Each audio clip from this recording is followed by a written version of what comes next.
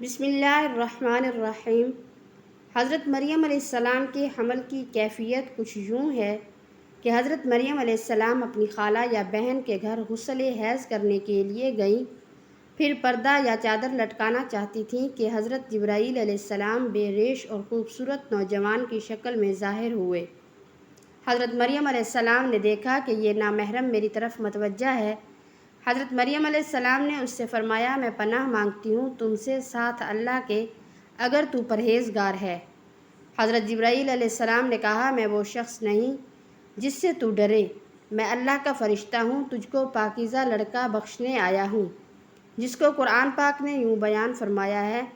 ترجمہ: فرشتوں نے کہا، اے مریم، اللہ تمہیں خوشخبری دیتے ہیں اپنی طرف سے ایک کلمے کی، اس کا نام مسیح بن مریم ہوگا۔ وہ دنیا اور آخرت میں مرتبے والا ہوگا اور اللہ کے قریبی بندوں میں سے ہوگا۔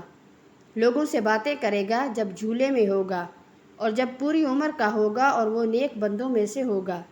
حضرت مریم علیہ السلام نے جواب دیا، میرا بیٹا کیسے ہوگا کہ مجھے کسی بشر نے ہاتھ نہیں لگایا اور میں بدکار عورت بھی نہیں ہوں۔ حضرت جبرائیل علیہ السلام نے کہا، تیرا کہنا صحیح ہے، لیکن تیرے اللہ نے فرمایا ہے کہ میرے لیے بغیر باپ کے بیٹا دینا آسان ہے، جس کو قرآن پاک نے اس طرح بیان فرمایا ہے۔ ترجمہ: مریم نے کہا، اے میرے پیارے رب، میرے ہاں لڑکا کیسے پیدا ہوگا جب کسی مرد نے مجھے ہاتھ نہیں لگایا؟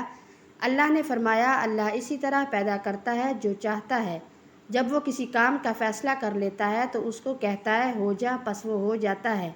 بی بی مریم کو اسی وقت اتنی بڑی بشارت دی گئی کہ وہ نبی ہوگا، بنی اسرائیل اور تورات و انجیل کا عالم ہوگا اور وہ بڑے معجزوں والا ہوگا، جس کو قرآن پاک نے یوں بیان فرمایا ہے، اور اللہ اس کو کتاب اور حکمت اور تورات و انجیل سکھائے گا، اور وہ رسول ہوں گے بنی اسرائیل کی طرف۔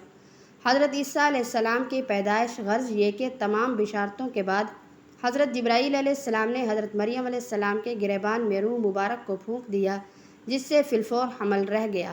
حضرت مریم علیہ السلام فرمایا کرتی ہیں، دوران حمل تنہائی میں حضرت عیسیٰ علیہ السلام مجھ سے باتیں کرتے تھے اور مجمع میں خدا کی تسبیح بیان کرتے تھے، حالانکہ آپ علیہ السلام ابھی پیٹ میں تھے۔ حضرت مریم علیہ السلام اور آپ کی خالہ صاحبہ جب آپس میں ملاقات کرتی تھیں تو ایسا معلوم ہوتا تھا کہ خالہ کے پیٹ کا بچہ یعنی یحییٰ علیہ السلام بھانجی کے بچے یعنی حضرت عیسیٰ علیہ السلام کی طرف جھکتا ہے، یعنی سلام کرتا ہے۔ ابن کثیر۔ یوسف نجار، جو کہ بی بی مریم علیہ السلام کے ماموں کا بیٹا تھا، وہ بیت المقدس میں عبادت کرتا رہتا تھا اور کبھی کبھی حضرت مریم علیہ السلام کو خالہ کے پاس پہنچاتا تھا۔ جب حمل کی حالت سے آگاہ ہوا تو اس نے بھی تحقیقات کی تو حضرت مریم علیہ السلام نے تمام واقعہ بیان کر دیا۔ جب ولادت کا وقت آ گیا تو حضرت مریم علیہ السلام کو قدرتی ندا ہوئی کہ اس شہر سے باہر چلی جاؤ، اگر تیری قوم اس کے وضع پر دیکھے گی تو تجھ کو اور تیرے فرزند کو قتل کر ڈالے گی۔ حضرت مریم علیہ السلام بما یوسف نجار بیت المقدس سے روانہ ہو گئے۔ حضرت جبرائیل علیہ السلام ان کی راہ پر تھے۔ جب 2 فرسنگ راہ قطع کی تو بیت اللہ میں پہنچے، وہاں بشدت درد سواری سے اتری اور پشت مبارک ایک خشک خرمے سے لگا بیٹھی۔ تفسیر حقانی میں ہے کہ ایک پرانا مکان تھا جس میں خشک کھجور کا ایک درخت تھا، جس سے ٹیک لگایا، پھر بغیر تکلیف کے حضرت عیسیٰ علیہ السلام پیدا ہوئے۔ اس وقت حضرت مریم علیہ السلام نے عرض کیا کہ اے کاش کہ میں اس حال سے پہلے ہی مر جاتی۔ حق تعالیٰ نے ملائکہ کو بھیجا اور اپنے فضل و کرم سے وہیں ان کے پاؤں کے نیچے ایک پانی کا چشمہ ظاہر کر دیا۔ ملائکہ نے حضرت عیسیٰ علیہ السلام کو غسل دیا اور حضرت جبرائیل علیہ السلام بحکم رب خلیل ندا دی کہ اے مریم، غمگین مت ہو، اللہ نے تیرے لیے نہر جاری کی ہے اور خشک درخت کو سرسبز کیا ہے۔ اب تو خرمے کی شاخ کو ہلا، وہ تجھ پر تازہ خرمے گرائے گا، تو تازہ خرمے کھاؤ اور پانی پی اور اپنے بیٹے کے دیدار سے اپنی آنکھیں ٹھنڈی کر۔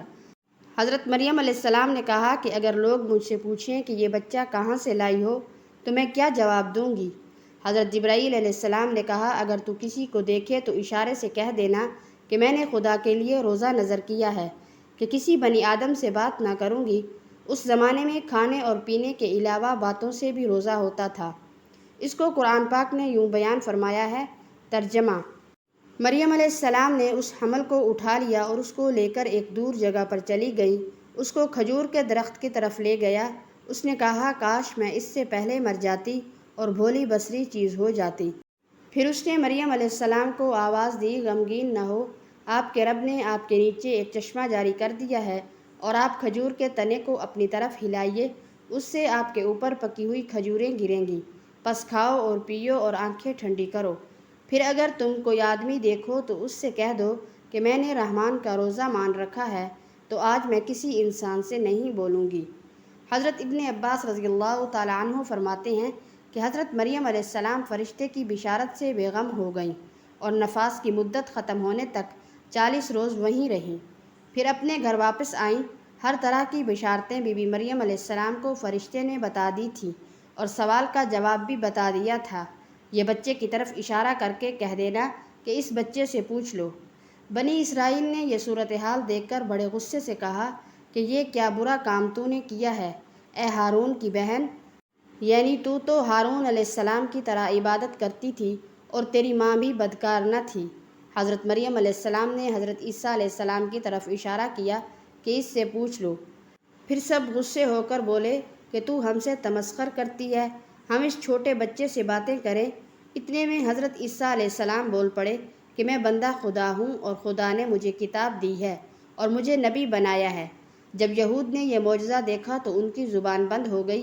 چنانچہ ارشاد ہے، ترجمہ، پھر اس کو گود میں لیے ہوئے اپنی قوم کے پاس آئی۔ لوگوں نے کہا، اے مریم، تم نے بڑا طوفان کر ڈالا۔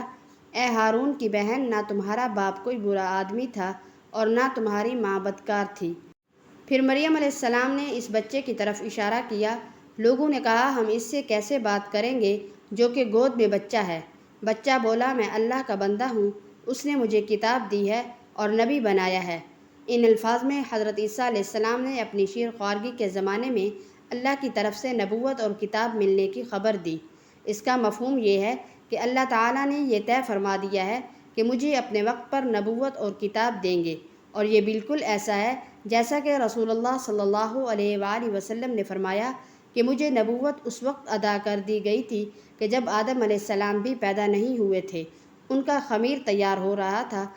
اس کا مطلب بھی ظاہر ہے کہ اس کے سوا نہیں کہ عطا نبوت کا وعدہ جو حضور صلی اللہ علیہ وآلہ وسلم کے لیے قطعی یقینی تھا، یہاں بھی اسی یقین کو عطا نبوت کے لفظ ماضی سے تعبیر کر دیا گیا ہے۔ عطا نبوت کا اظہار کرنے سے ان لوگوں کی بدگمانی رفع کر دی گئی کہ میری والدہ پر بدکاری کا الزام لگانا سراسر غلط ہے، کیونکہ میرا نبی ہونا اور مجھے رسالت کا ملنا اس کی دلیل ہے کہ میری پیدائش میں کسی گناہ کا دخل نہیں ہو سکتا۔ اللہ تعالی ہم سب کو اپنے حفظ و امان میں رکھے۔ اللہ تعالی ہم سب کا حامی و ناصر ہو۔